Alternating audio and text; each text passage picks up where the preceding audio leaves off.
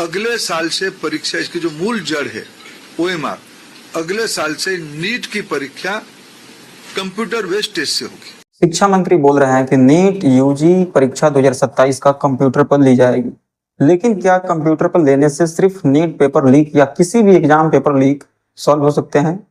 कुछ ही दिन पहले एसएससी जीडी का एग्जाम कंप्यूटर पर ही हुआ था। 9 मई को झारखंड के रांची के द फ्यूचरिस्टिक एग्जामिनेशन सेंटर पर कुछ बच्चे नकल करते हुए पकड़े गए। नकल कुछ इस प्रकार था कि जो बच्चे एग्जाम हॉल में बैठे हुए हैं उस कंप्यूटर का एक्सेस किसी बाहर बैठे व्यक्ति के पास है और वह उन बच्चों का पेपर हल कर रहा है।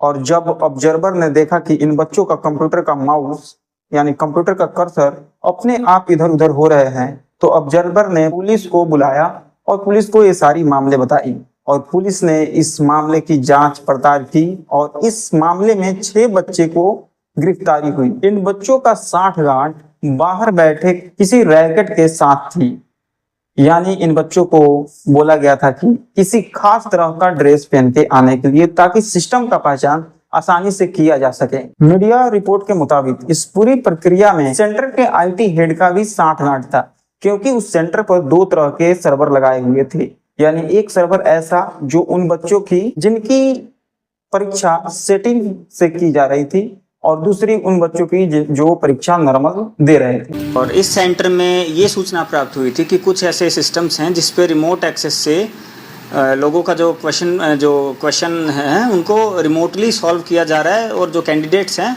उनकी कोई भी मूवमेंट उसमें नहीं है और कर्सर अपने आप मूव हो रहा है और उसको सॉल्व किया जा रहा है। और जो वहाँ के जो सेंटर ऑब्जर्वर हैं उन्होंने उस सूचना को उन्होंने डिटेक्ट भी किया, साथ ही साथ उन्होंने जितनी भी जो ये इंसिडेंसेस जो हो रही थी उन्होंने अलग अलग जगह पर इसका वीडियो भी बनाया प्रूफ के तौर पर।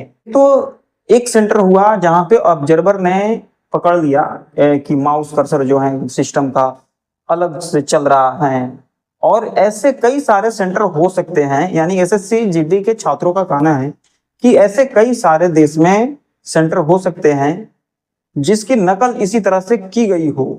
तो कुछ छात्रों का कहना है कि इसका री एग्जाम कराया जाए। तो पेपर लीक का मामला सिर्फ कंप्यूटर सिस्टम से कराने से हल नहीं होगा, क्योंकि कंप्यूटर सिस्टम से कई सारे पेपर कराए गए और वो लीक भी हुई। तो पेपर लीक प्रॉब्लम एग्जाम को ऑनलाइन ऑफलाइन मोड करने से सॉल्व नहीं होगा। इसकी सॉल्यूशन शायद एक ही हो सकती है कि जो व्यक्ति पेपर लीक कर रही है उसकी कड़ी से कड़ी सजा की जाए, ताकि अगले बार कोई व्यक्ति पेपर लीक करने की सोचे भी नहीं, या सोचे तो उससे पहले 100 बार सोचे कि इसकी सजा क्या हो सकती है।